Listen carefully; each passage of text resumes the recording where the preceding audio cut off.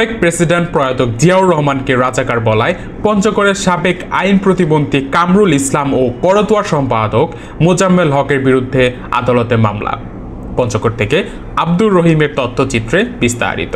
বিএনপির প্রতিষ্ঠাতা ও সাবেক প্রেসিডেন্ট প্রয়াত জিয়াউর রহমানকে রাজাকার ও যুদ্ধাপরাধী বলায় আওয়ামী লীগের সাবেক আইন প্রতিমন্ত্রী কামরুল ইসলাম ও দৈনিক করতোয়া সম্পাদক মোজাম্মেল হকের বিরুদ্ধে পঞ্চগড়ে মামলা দায়ের করেছে সাবেক ছাত্রনেতা ও জেলা জাসাস এর সাধারণ সম্পাদক ইউনুস শেখ।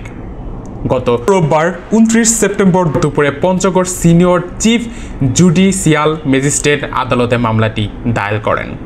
আদালতের বিচারক জাহিদ হাসান মামলাটি আমলে নিয়ে সিআইডিকে তদন্তের নির্দেশ দেন। সোমবার 30 সেপ্টেম্বর দুপুরে আদালত চত্বরে এক প্রেস ব্রিফিংয়ে সিনিয়র আইনজীবী আদম সুফি এসব তথ্য জানান। প্রেস ব্রিফিংয়ে অ্যাডভোকেট আদম সুফি জানান, 2010 সালে 21 মে ঢাকা জাতীয় প্রেস ক্লাবে বিশ্ব কবিতা কণ্ঠ পরিষদের এক অনুষ্ঠানে সাবেক আইন প্রতিমন্ত্রী কামরুল ইসলাম শহীদ প্রেসিডেন্ট জিয়াউর রহমানকে রাজাকার এবং যুদ্ধাপরাধী বলেন। তিনি একজন সেক্টর কমান্ডার এবং স্বাধীনতার ঘোষক ছিলেন। ওনার সম্পর্কে এমন মন্তব্য একজন মুক্তিযোদ্ধার সন্তান হিসাবে মামলার বাদী ইউনুস শেখ আজও বলতে পারেনি। তখনই তিনি আইনে আশ্রয় নিতে চেয়েছিলেন, কিন্তু পরিস্থিতির কারণে পারেনি। এজন্য এখন তিনি মামলাটি দায়ের করেন। খবরটি করতোয়া পত্রিকায় ছাপা হওয়ায় পত্রিকার সম্পাদককে মামলার আসামি করা হয়। বিজ্ঞ আদালত তদন্ত প্রতিবেদনে প্রাপ্তি সাপেক্ষে আসামি 30 ডিসেম্বর পরিবর্তিত অনুযায়ী তারিখ ধার্য করেন। আদম সুফি, সিনিয়র আইনজীবী, জেলা জজ আদালত, পঞ্চগড়।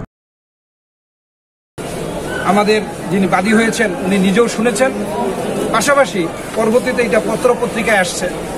পত্রপত্রিকায় আসার পরে বিশেষ করে দৈনিক করতোয়ায় এটা আমরা পেয়েছি।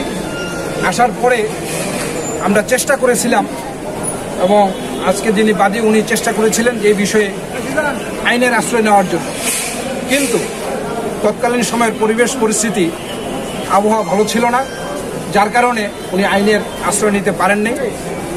উনি ওই যে শহীদ রাষ্ট্রপতি জিয়াউর রহমান, যিনি একজন সেক্টর কমান্ডার ছিলেন, বীর মুক্তিযোদ্ধা এবং স্বাধীনতার ঘোষক, ওনার সম্পর্কে এরকম একটি মন্তব্য, এটা উনি আজও এই ব্যথায় উনি ব্যথিত, যার কারণে উনি বিজ্ঞ আদালতে মামলা করেছেন এবং এই মামলাটি বিজ্ঞ আদালত শুনানি শেষে সিআইডিকে তদন্ত দিয়েছে।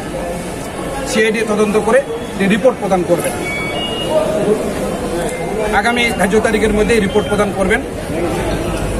এই বিষয়টি আজকে আপনাদের সামনেই তুলে ধরার জন্য এবং আপনাদেরকে আমরা অবগত করার জন্য এখানে আহ্বান করছি। আসামি কে কে? আসামি হলো মোহাম্মদ কামরুল ইসলাম, সাবেক আইন, বিচার ও সংসদ বিষয়ক প্রতিমন্ত্রী।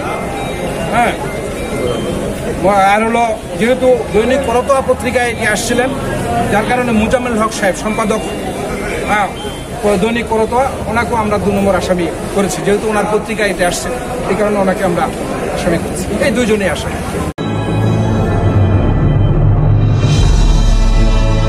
আপনারা দেখছেন অগ্রযাত্রা টেলিভিশন।